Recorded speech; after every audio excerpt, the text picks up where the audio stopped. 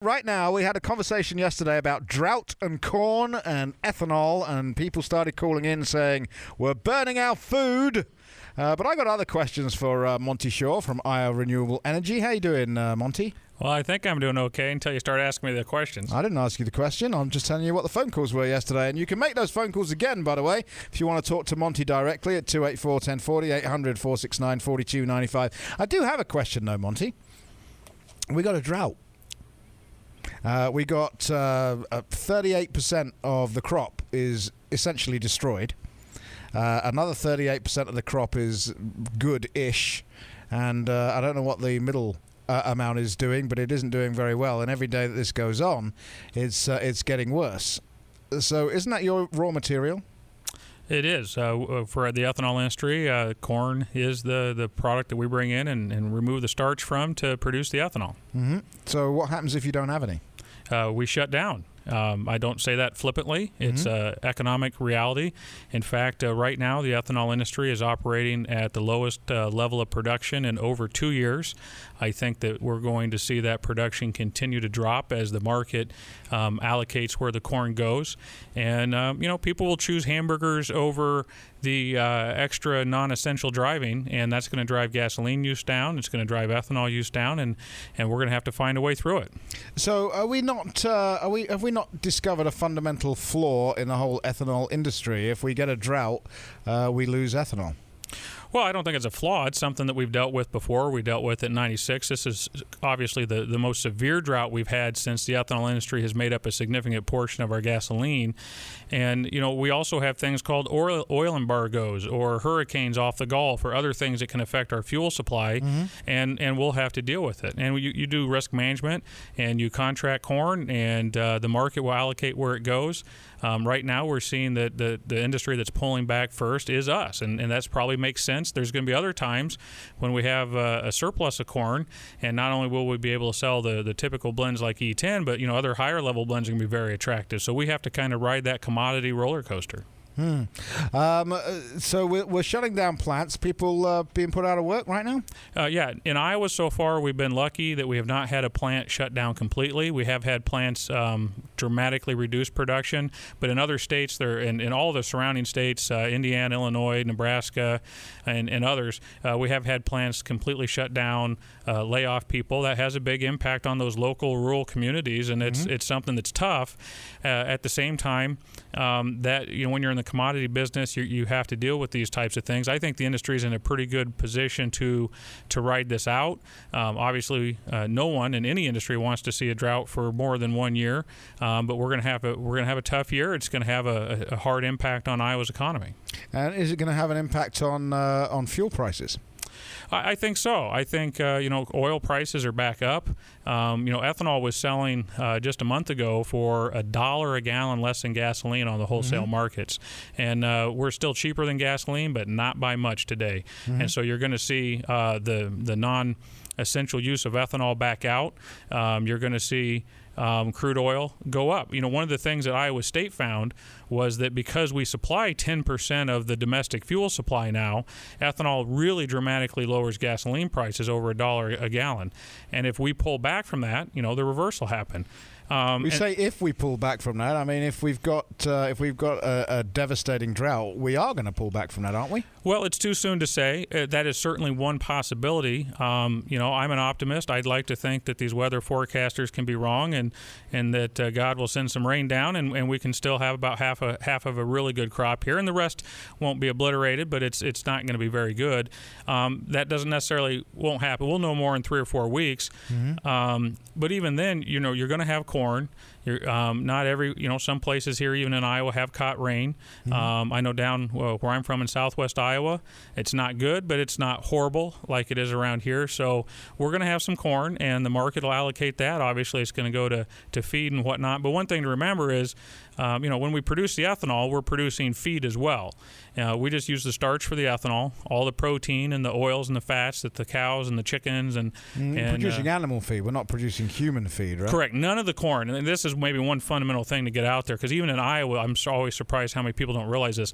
None of the corn, not a kernel of corn that goes to an ethanol plant, is human grade corn, like sweet corn or that you get on the cob this time of year, that you go buy the bag of niblets in the grocery store. That is all sweet corn. We use field corn. Field corn goes exclusively for industrial and animal uses, and we just essentially take the starch out. I like to say the cow doesn't need any more starch in their diet than I need mine, and all the true feed value of that kernel of corn goes right back into the feed markets in what's called distiller's grains.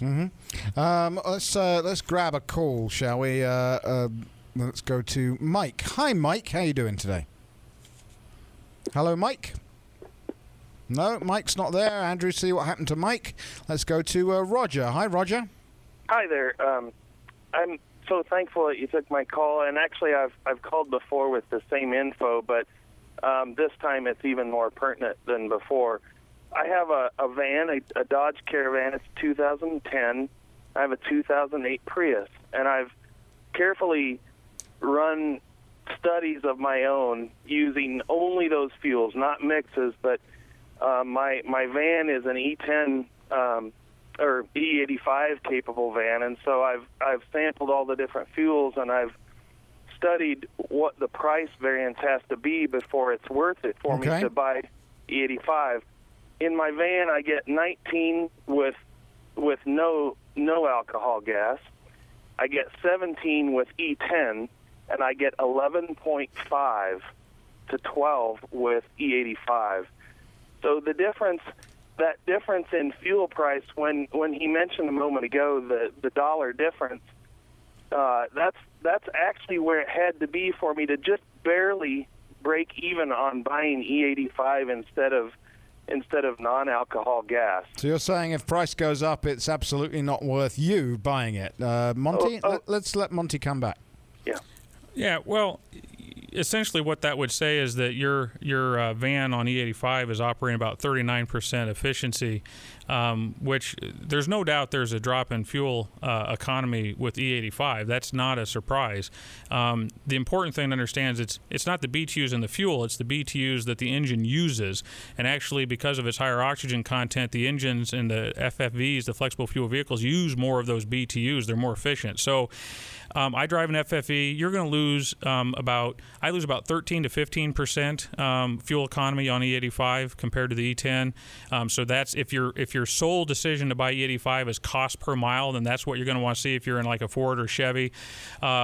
Typically, according to some government data, the Mopar products don't work as well. They're going to see about a 20% drop in efficiency. So that's what you should look for.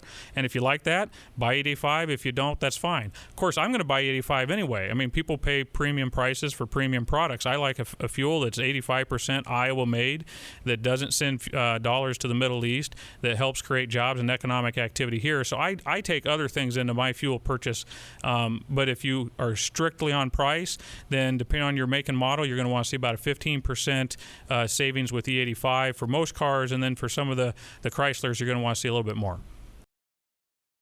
Okay, so let me understand this, Monte. This big drought is, you're kind of saying two things. You're saying it isn't affecting us and it is affecting us. Well, there's no doubt. One of those two things cannot be true. Well, there's no doubt it's affecting us, but I think there's an idea out there that, somehow with the drought we'll produce no corn, and so the entire industry will have to shut down. And that's not the case. The USDA, even after whacking their projections of corn yields 20%, is still predicting a corn harvest larger than we had in, say, 2006, not too many years ago, because corn varieties are better. There's some more acres planted to corn, and so farmers were responding to the marketplace. Now, I have no doubt the USDA will have to trim that estimate even more, but the fact of the matter is we're still going to harvest billions of bushels of corn this year. So are all corn users going to have to make some tough decisions? Absolutely. Livestock producers are going to have to make some tough decisions about the size of their herds. Ethanol plants are going to have to make tough decisions about how much to produce, whether to stay open. But we're not talking about literally running out of corn. The market will allocate it and bring the demand in line with the supply. We may import corn this year. Who knows? South America may have a bumper crop. Wouldn't that be absolutely disastrous for Iowa to import corn? I mean, the magnitude of what you just said in... Would you rather be having a value-added industry operate and employing Iowans or shut down completely? I just don't know that I want to ever see Iowa importing corn. Well, I don't ever want to. Let me be very clear. I don't ever want to, but we're talking about the worst drought since the 50s. Yeah. And there's just economic realities of that. We were talking during the break that, if you snapped your fingers and eliminated the ethanol industry, you wouldn't change the position we're in right now. You'd be dealing with a smaller corn crop, less acres planted, because farmers, right now there's no farm program price supports that are subsidizing overproduction like we saw in the 80s and 90s. So without that, farmers are going to plant to the market. And then if there's, whether ethanol is a part of that market or whether ethanol didn't exist, then when you have a historic drought, you're going to have a shortage and there's going to be supply and price impacts. And so it's not really an ethanol thing. We produce so much more corn today than we did 10 years ago. Yep. We still use more corn for other things than we used to. All right, you said the biggest drought in 50 years. Most people are saying 25. Well, I'm now reading that we've blown back past 88 and we're back to something like 1956 or something like that. I'll defer to the experts on that. All I know is it's not good out there. All right, let's bring Dale on the phone. Hi, Dale. Can you make it quick, please?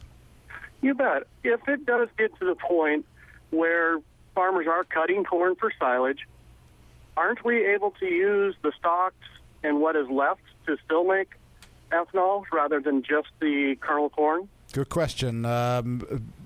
Monte? Short answer is not this year. Two plants are being built in Iowa as we speak that will have that capability, and that's really some of the future where we can use things other than the kernel of corn, what we call cellulosic ethanol, and we're literally, about a 12, 18-month construction cycle away from doing that, but that technology has not been commercialized to date. All right, let's bring John on. Hi, John. That'll be John? Yes.